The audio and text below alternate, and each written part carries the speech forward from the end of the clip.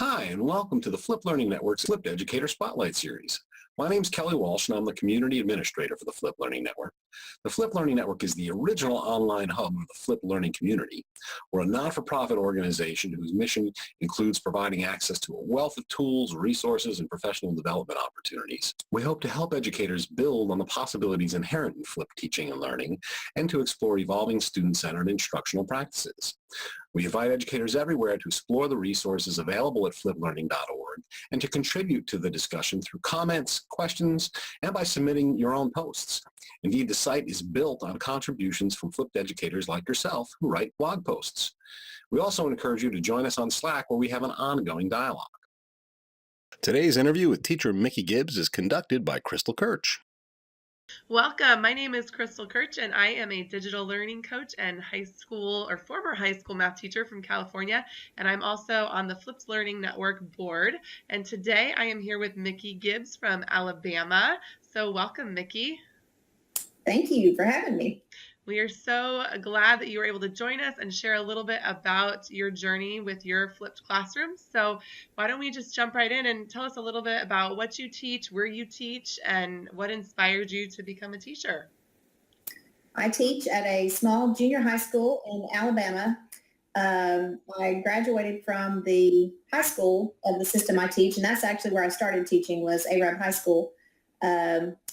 Taught there for 6 years, took a few years off with my kids, and have been at the junior high in the 8th grade teaching algebra and pre-algebra for, this is my 13th year. Wow.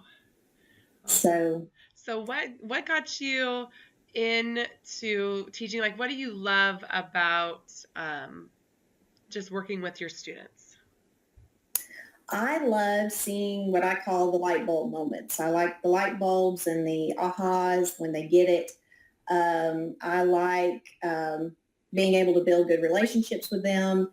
And my favorite thing in the world to hear in my classroom is my students talking math. I want to hear them talk. I want to hear them use their math words and say mathematical things. And that really gets me going. Sometimes we feel like math nerds, don't we? I can't deny it. We get so excited. That was something that I really wanted my students to be able to do too, is actually be able to converse and explain what was going on, and not just, spit back out rote procedures, but really be able to go deeper. So, well, obviously something happened that made you start exploring this idea of flipped learning and flipping your classroom. So talk a little bit about your transition, how you heard about it, learned about it, and why you felt like it was a fit for you. I first heard about it when our system was looking at going one-to-one. We were getting iPads, and our technology coordinator had mentioned with some of us math teachers that there was this thing out there called flipped classroom. And he talked about, basically all I knew was you watch videos for homework and then you do your homework in class. And my first thought was yuck, that because my homework at the time was page whatever, 2 through 50 even. And I thought trying to keep kids quiet and, working for a class period on that would be terrible. So my first thought was, well, that would never work for me. And I kept hearing about it. It kept coming up. And then one summer, I guess it was sort of a perfect storm. I don't even know what triggered it. I was teaching summer school, and I found John Bergman and Aaron Sam's book, and I read it. And then probably through that book, I found your website and went to your website and started looking at the possibilities, and decided that summer that I was going to flip my algebra classes. I teach inclusion pre-algebra and then algebra 1. And I thought, well, I'll start with algebra 1. They're likely to watch videos. They're likely to, sort of roll with it. Mm-hmm. And that summer started right away making videos and recording stuff. And that fall, which was 2014, is when I flipped my classes. Awesome. Now, jumping in and just recording videos over the summer, like, how did you do it? Did you kind of know how to use the technology, or did you have to figure out that part as well? I was trying to figure that part out too. We had a high school teacher who had done a little bit of flipping the previous year. So at first I got in touch with him and I said, okay, how did you do this? We had explained everything. And so that was the first thing I had. And it was very simple to use. And I don't do anything if it's not simple, it's not basic. I don't edit. I don't do any of the fancy stuff. But figured out how I wanted my notes to look and how I wanted the videos to look. And once I got going, I had recorded a few videos in the summer before school started. It just clicked. Awesome. Now you mentioned, your homework used to be 2 through 50 even. How was that transition coming back in the fall? What did you have students do in class, and how did you kind of get over that hurdle? Our system had looked at some strategic teaching. And so we had been looking at things like task cards and scavenger hunts and different types of things already that in my traditional classroom, I didn't really have time for. So I think I sort of had an idea about where to look for my activities. The kids were all about having 15-minute homework. They at first thought, this was the coolest thing ever, that their math homework didn't take very long. And so I was able to find those activities initially. And then, of course, I've built what I do and the types of problems we do and stuff. But it was there's still times where my timing's off or the activity didn't take as long as I thought it would, or it takes too long. So I'm always working on my time. But it went a lot easier than I thought it would. Yeah, it's definitely a transition. I feel like every year you figure things out a little bit more and refine things a little bit more. And that's one of the exciting things, I think, of just being a teacher in general, is that no matter how well planned you are, you always have time to make things fresh and new and make it better. Yes. So what do you feel like the biggest success over the last couple of years has been with flipping? What has it really changed for your students? Probably the biggest thing for my students is I'm there for the hard part. They like anytime I ask them for some sort of reflection or to give me some feedback on the way I do my class, they like that I'm there with them when they're doing their work. And that was probably one of the biggest things, not only for my students, but my parents. My parents have said, I like that they're with you when they have questions that we can't help them at home. The use of time is huge. We are much more efficient in 51 minutes than we were before. And then student-teacher relationship. I know my kids better, and I think they know me better. They know, they're able to know where I'm coming from and that I really have their best interests at heart. Yeah, that teacher-student relationship is so important, especially when you're trying out new things. If they trust you, they're more than likely going to kind of stay on your side when things don't necessarily go as planned, or as you're venturing out into new things.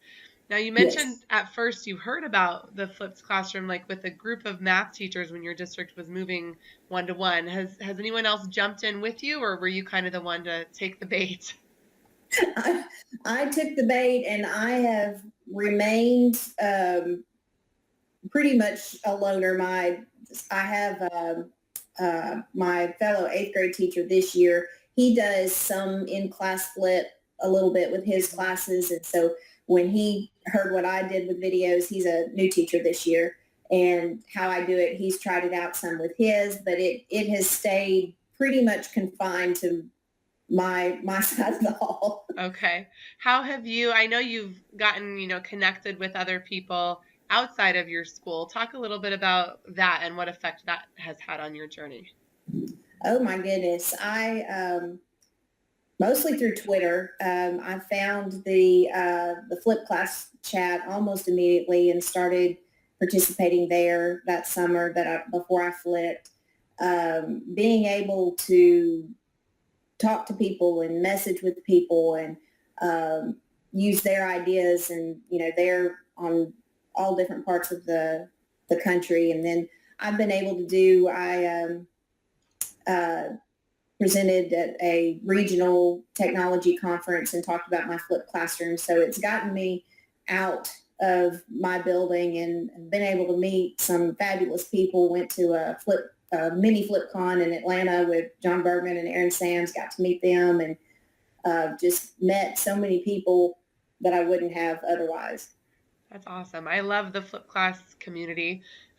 Just to put a little plug for those that don't know, hashtag flipclass on Twitter is a great place to get connected. And Monday nights at 8 p.m. Eastern, 5 p.m. Pacific, they have a chat, and newbie, oldie, you can join in and learn and share. It's a great, great community. So definitely check that out if you haven't. So speaking of, people who maybe haven't checked it out too much, what advice would you give to someone who's newer to flipping based on your experiences? I would say to keep it simple. I know there are some that do a lot and make their videos fancier or whatever, but for me, it was very important that I keep it simple. Very important that I make it mine. So I would tell whoever's doing it, you got to do what works for your classroom. My flipped classroom won't work for you. You've got to do it the way it works for you. Mm-hmm. Be prepared for the time. I decided before I started I was going to make my own videos because I want the way I teach to my kids to be what they see. And that first year, the time element was huge. And so, to be prepared for that, but it was worth it. I would give every minute, every hour again to be where I am today. Awesome. You had mentioned a little bit ago that you started with your algebra class and you felt like, that they would watch the videos. What have you had to do in terms of helping them to engage with the videos and making sure they're actually watching it and getting things from it? What sort of strategies have you used for that? It's been fairly easy. I have not had a huge problem with not watching. Very early in the year, I give them guided notes, and their job, if it's a video that's for homework, is to watch it, fill out their notes, and then that's the first thing I do is check it. While they're doing something else, I walk around, I see if there were any questions. I think knowing that I'm going to be looking at their notes, that encourages them to get it done. I've had to teach them, as every flipped class teacher has to do, but how to watch a video. It is very easy to tune out and just copy. I will have students that try to cheat the process, and they'll just go frame by frame and copy and not listen to what I have to say. And I tell them, I said, there's nothing special about me. I said, but you've got to listen to the process, not just see the worked out problems. And most of the time when I see that happening, it's pretty obvious in class that that's what's going on. And so we can talk and say, if you want to get everything out of it, you're going to have to listen. And I engage with the video all the time. And so it's a process. Sometimes they get lazy, they forget, and they'll start, you can tell they're just sort of going through the motions again. But just have to keep reinforcing what I need them to do with the videos. That's a good point, because it can be frustrating sometimes when you have those kids. It's like, come on, how hard can it be? Watch the video and pay attention. But like you said, building relationships with the students, I think that ties in with this, because when you have that relationship with them, when you have a conversation like that with them, it just kind of helps things to move forward and move in the right direction and hopefully make progress. And especially at the 7th and 8th grade level, those kids are still learning a lot of study skills and learning habits. And so they come along slowly but surely. They do. They learn. Yeah. Talk to me a little bit more about your class time. I know you mentioned how you've done things with task cards and activities and different things. How else has your class time changed because you don't have to deliver the instruction during class time? I've been able to do a lot more discovery activities. I forget where I heard the term first, but the explore, flip, apply. And so we can do something in class to sort of set it up where they learn the rule, or not learn the rule, but discover the rule. And then they can go watch an instructional video about what they actually do with the rule. And then we come back to class and we can do the practice or application problems. So we've been able to do a lot more discovery type activities than I used to do. Able to do, deeper problems, that we can go deeper with the material. Able to let kids work together almost all the time. It's just a given that pretty much you're going to be able to be talking with someone while you're doing your work. And I remember my algebra kids, before I flipped, when are we going to get to do group work? And when are we going to get to do da-da-da-da-da? And I'd always tell them, I'm sorry, we don't have time. We've got stuff we've got to cover. And so my time has opened up and just able to do so much more richer tasks than we were able to do before. Awesome. And I know looking forward, you've been doing a lot with your algebra class, and then we also have your pre-algebra class. So what are your next steps? Like, where do you see yourself, continuing to move towards? What are you working on as you continue this journey of flipping? I wanted from the beginning, my idea was that if it worked for algebra, I would like to do it with my inclusion pre-algebra students. It's a different kid. They're not as motivated, not as self-motivated, not as much home support, things that I don't have with my algebra kids a lot.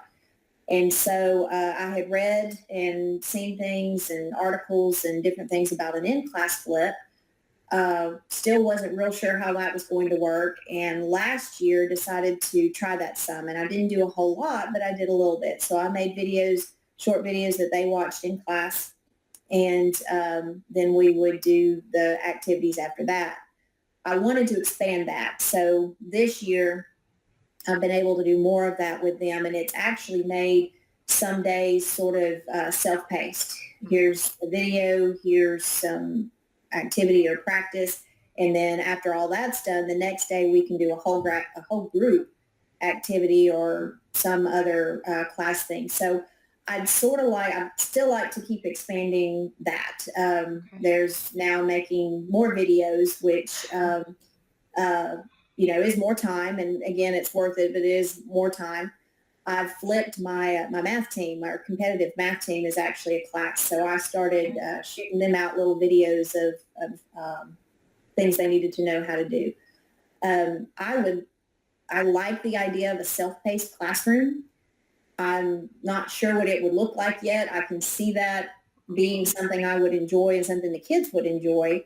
Don't want to lose my whole class connection, because there are things I like to do with my whole class. Yeah. But I can see some form of that at some point. And I learned through my flipped experience that when it's time, it'll happen, and I'll know sort of what to do, and I'll go from there. Yeah, there's so many ideas floating out there, and sometimes it's hard to grasp exactly what they would look like.